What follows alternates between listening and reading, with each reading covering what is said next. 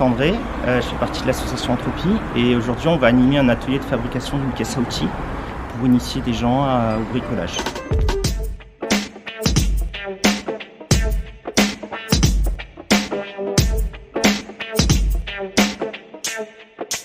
Ça va se passer à la Villeneuve, à la MDH Baladin.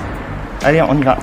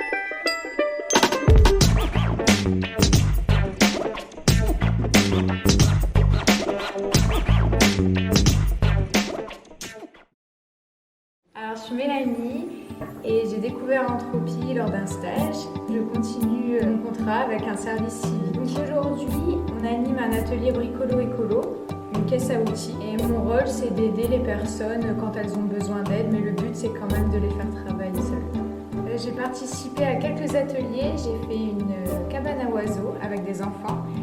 Et on a fait aussi une maison à ossature bois avec des enfants. Les ateliers se déroulent plutôt bien à chaque fois. Ils arrivent à faire toute la notice tout seuls.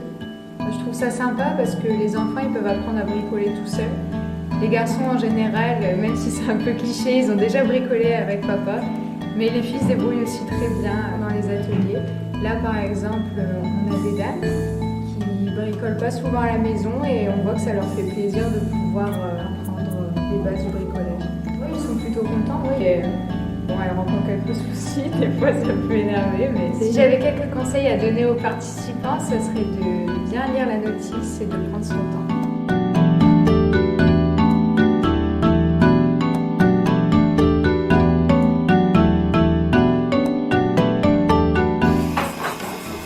Appuyez bien sur la gâchette fort. D'accord. Voilà, c'est bon. Vous pouvez remonter en faisant tourner. Tourner. Il faut faire tourner pour faire remonter. Ouais.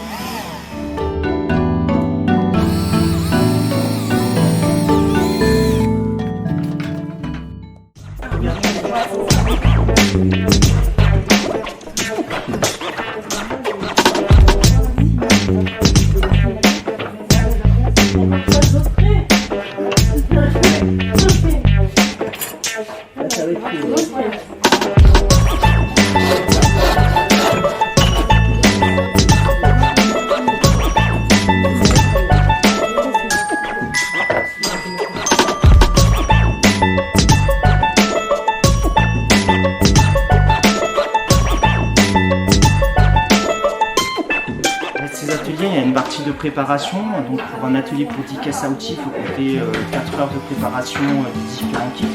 Donc les personnes ne vont pas tout découper, il y a une partie qu'on a découpée nous. Et du coup, il y a un travail de préparation des pièces qu'on fait à main, sans triel dans notre atelier, bien en amont de l'atelier. On prépare plusieurs kits pour optimiser nos réglages de machine et pas y passer trop de temps.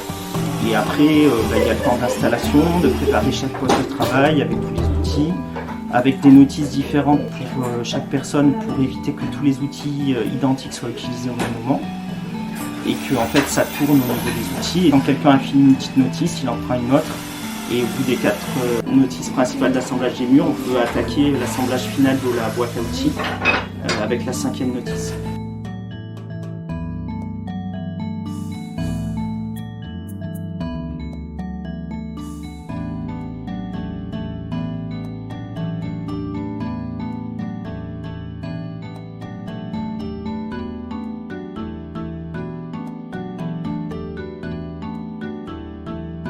Si on ouvre une notice, donc là déjà on a tous les outils qu'il va nous falloir.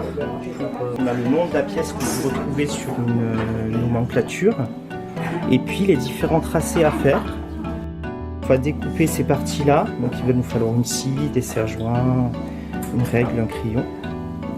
Après on va tracer d'autres traits de construction qui vont nous servir pour les perçages. Donc, voilà. Là on va percer ces trous-là. Et une fois qu'on a fait tous nos éléments, nos côtés, nos fonds, etc., et ben on a une notice qui nous permet d'assembler tous ces éléments-là et de faire la caisse finale. À la fin, et ben on a notre boîte terminée.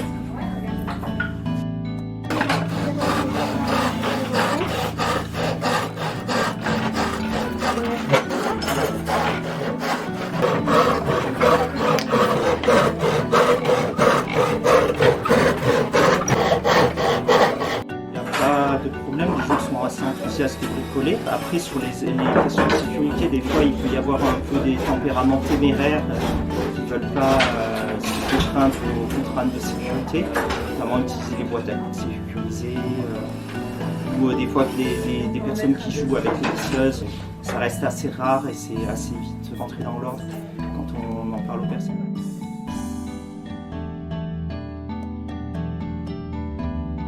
Poussez en premier cette partie-là et après vous vissez.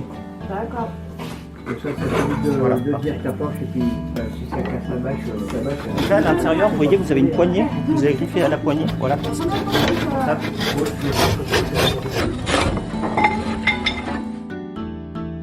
En fait, c'est une boîte à coupe sécurisée. Quand on va vouloir scier un pinceau, on va le mettre dedans, on va le fixer avec un serre-joint et ensuite. Alors là, c'est la version pour gaucher. Je suis boîtier, c'est pas grave. On met la main dedans.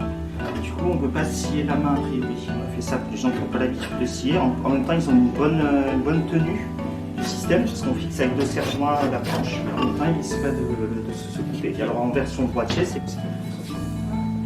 Voilà, c'est des petits outillages que vous pouvez retrouver dans la notice matériel de sécurité. Il y a notamment les calmes à tir sécurisés.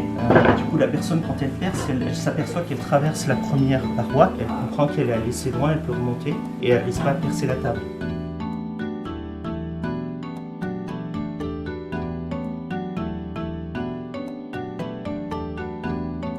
Ça, c'est des poinçons qu'on a fabriqués aussi, qui dépassent assez peu. Le but étant que si quelqu'un le prend dans le corps, qu'il ne puisse pas toucher d'organes vitaux. Voilà. Et donc un poinçon, ça permet de marquer un petit trou pour qu'après, quand on vienne percer avec la mèche, la pointe de la mèche se mette directement dans le petit trou et qu'il ne risque pas de glisser.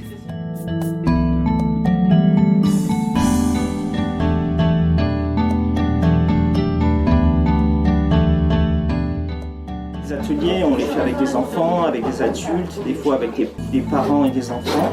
C'est vrai qu'on a tendance à faire une non-mixité souvent, c'est-à-dire à mettre les filles ensemble, les garçons ensemble, puis les enfants ensemble, puis les adultes ensemble. Parce qu'on s'est aperçu, par exemple, quand on faisait des ateliers parents-enfants, les parents ont tellement envie que l'enfant réussisse son atelier qu'ils ont tendance à faire à la place de l'enfant, à pas le laisser chercher quand il y a un problème. Et le but de nos ateliers, c'est qu'ils soient autonomes.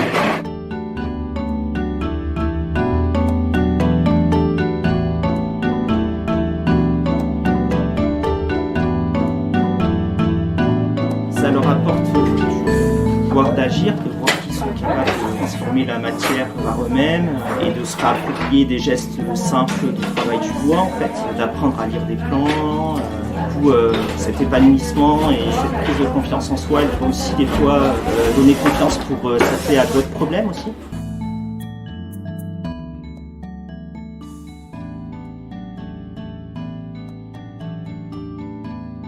L'asso, ça répond à l'objectif d'accompagner les gens à autoproduire leurs objets.